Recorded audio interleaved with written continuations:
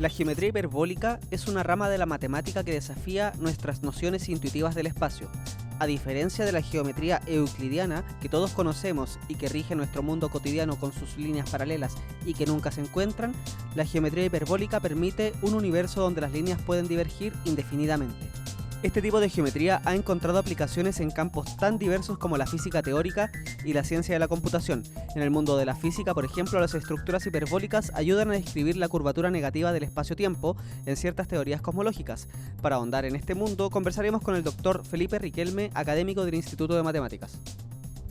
Felipe, ¿qué es la geometría hiperbólica? Para entender un poco lo que es la geometría hiperbólica, lo primero es entender lo que no es. Y algo que no es la geometría euclidiana que uno aprendió en el colegio.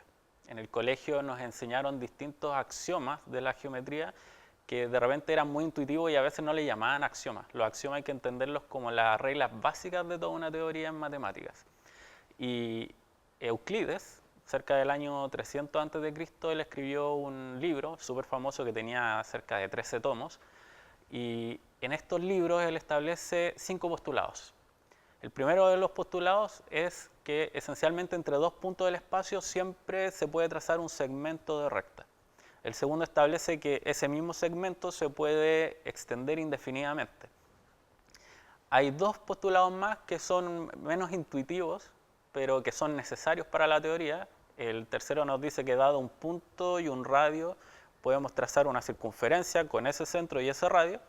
El cuarto establece que todos los ángulos rectos son iguales, que habla un poco de la coherencia que tiene que haber en las formas de ver los ángulos, porque hay que entender que en esa época también uno no podía medir ángulos, digamos, como lo hacemos hoy en día. Había que establecer estas bases teóricas. Y el quinto postulado es el más interesante, y es que dado una recta y un punto fuera de ella, siempre existe una recta paralela a la recta original.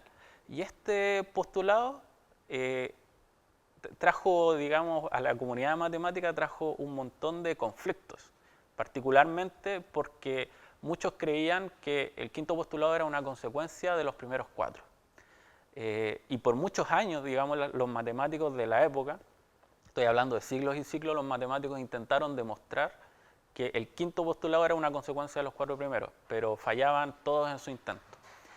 Y acá entran figuras como Gauss, como Lobachevsky, como Bolyai, que cerca, ya estoy hablando del final del siglo XVIII, principio del siglo XIX, que en su intento de buscar modelos geométricos que satisfagan los primeros 4 postulados, pero no el quinto, dieron con un modelo geométrico o varios modelos geométricos que eran coherentes con toda la teoría. Es decir, la geometría euclidiana no era la única geometría que podía existir. Un ejemplo claro de esto es si pensamos en la geometría esférica, que todos la conocemos, pero no estamos tan conscientes de ello. Si pensamos en la geometría de la superficie de la Tierra, por ejemplo, si pensamos en cómo viajar de Santiago a París, por darte un ejemplo, nosotros no lo hacemos en línea recta. Así no funciona la geometría, nosotros tenemos que viajar a través de curvas. Esta es una geometría que manejan los pilotos de aviones, los navegantes, y estas curvas, obviamente uno quiere minimizar el combustible que uno gasta, entonces uno se tiene que mover por curvas que minimicen distancia. Y estas son rectas en la esfera, por ejemplo. En el caso de la esfera, nuestras rectas esféricas son los meridianos, o curvas que son bien semejantes a los meridianos. Y lo que ocurre en la esfera es que cualquier par de meridianos se intersecta en el polo norte. De hecho, para hablar en general de estas rectas, uno piensa en los arcos de circunferencia maximales de una esfera. Todas estas siempre se intersectan, entonces en este modelo de geometría no existen rectas paralelas. Y lo que descubrió Lobachevsky y Bolyai a mediados del siglo XIX es justamente un modelo de una geometría que no es ni esférica ni euclidiana. En esta geometría pasan cosas bien extrañas. Por ejemplo, en un triángulo cuyos lados son estas rectas hiperbólicas que uno le llama, la suma de los ángulos interiores de esos triángulos es menor que 180 grados. Es una de las particularidades que tiene. ¿Qué usos tiene la geometría hiperbólica en nuestros días? Bueno, la geometría hiperbólica tiene distintos usos. Uno de ellos, yo creo que el más fácil de pensar, es en el de la geometría del universo. Si nosotros pensamos, al menos en nuestro diario vivir, nosotros vemos todo de forma euclidiana. Todo tiene un alto, un ancho, una profundidad, y lo trabajamos todo en base a eso, al trazar segmentos de recta. Pero si nos vamos a nivel más macro, como ya mencioné anteriormente, la geometría esférica toma un rol. Pero si pensamos aún más macro, en el universo, ¿cuál es la geometría realmente del universo? Por ejemplo, siempre uno ha escuchado que la gravedad curva al universo. Entonces las rectas ya no son rectas que uno conoce del colegio, empiezan a ser curvas. Y se han hecho distintos experimentos. Uno lo hizo Gauss, de hecho, en donde trató de dibujar un triángulo usando las cimas de ciertas montañas, y él trató de medir la suma de los ángulos interiores de ese triángulo y se dio cuenta de que, salvo un error, la suma de los ángulos interiores era 180 grados, pero el error no le permitía saber si la suma de los ángulos interiores era mayor o menor a 180 grados. Y cerca del año 2000, la NASA también hizo experimentos, pero a nivel ya mucho más macro, a nivel del universo. Y también, de nuevo, llegaron a la conclusión de que los triángulos en el universo que se formaban, la suma de los ángulos interiores de esos triángulos eran aproximadamente 180 grados, pero siempre con un margen de error, que es un margen que permite la medición. Y ese margen de error no te permite saber si la suma de los ángulos interiores es menor que 180 grados o mayor que 180 grados.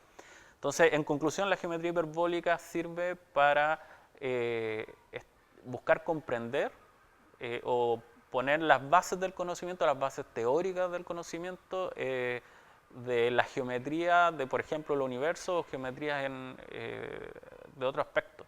¿Cuál será la geometría en torno a un agujero negro, por ejemplo?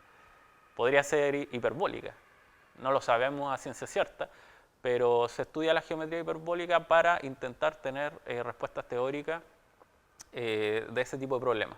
También hemos visto que tiene aplicaciones, por ejemplo, en teoría de grafos y en redes neuronales, porque la estructura hiperbólica subyacente en ciertos grafos permite optimizar la velocidad en la que viaja la información. Y si se optimiza eso, entonces la capacidad computacional necesaria para transmitir la información es menor. Eso es alguno de sus usos. ¿Y cómo se relaciona esto con la investigación que tú realizas? Esa es una buena pregunta. Resulta que lo que yo hago particularmente es estudiar algo que se llaman los sistemas dinámicos. Y los sistemas dinámicos buscan comprender el comportamiento de objetos que van evolucionando conforme pasa el tiempo. Ahora, yo soy un matemático puro, esto significa que yo estudio matemática teórica. Entonces, los modelos de sistemas dinámicos en los que yo trabajo son modelos puramente teóricos y abstractos. Esto no significa que no tengan una utilidad, significa que yo estoy en la frontera del conocimiento y siempre en esta búsqueda de sentar las bases del conocimiento que ojalá en un momento puedan encontrar una aplicación práctica en nuestro diario vivir.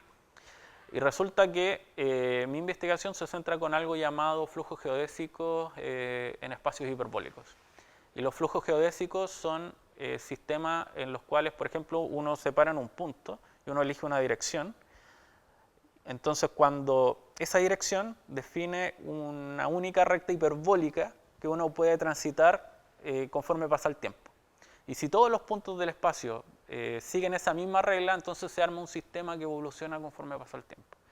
Este tipo de sistemas uno los puede encontrar, por ejemplo, en el universo, en los movimientos planetarios, o a veces uno lo encuentra también en las redes neuronales, como ya mencioné anteriormente. Pero existen distintos modelos que podrían adaptarse a esta teoría. Entonces, si puedo resumir al menos lo que yo hago como matemático, es establecer estas bases teóricas sobre la geometría hiperbólica, ¿cierto? Y con la esperanza de que alguien le encuentre una aplicación en el futuro. Pero no hay cómo saberlo. Sin embargo, la historia está lleno de ejemplos en donde la matemática del año 1700 se empezó a utilizar en la época moderna y permitió avances tecnológicos. Yo espero que la matemática que yo realizo tenga ese mismo fin. ¿Cómo podría explicar la geometría la Tierra plana que se ve en un mapa o en un libro? Esa es una muy buena pregunta. La geometría sigue teniendo el mismo fin que en sus inicios, que es entender el mundo que nos rodea. No es distinto hoy en día a lo que era en ese entonces. Y toda la base teórica del descubrimiento de estos modelos de geometría que son distintas, por ejemplo la geometría esférica, la geometría euclidiana o la geometría hiperbólica, nos abren un campo de realidades distintas. La geometría esférica, por ejemplo, es distinta a la geometría euclidiana, no pueden ser iguales. Esto va más allá del axioma del quinto postulado.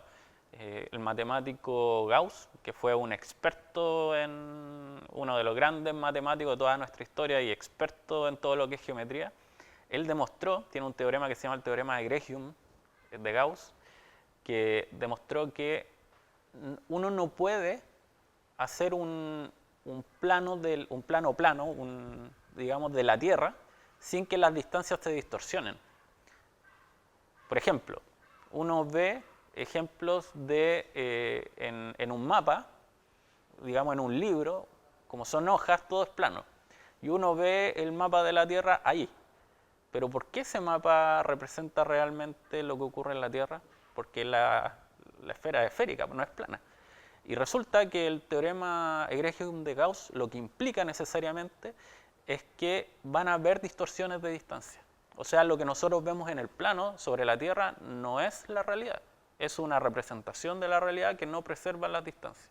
O sea, las escalas las distorsionan. Y esto es súper importante, sobre todo para la gente que es terraplanista, porque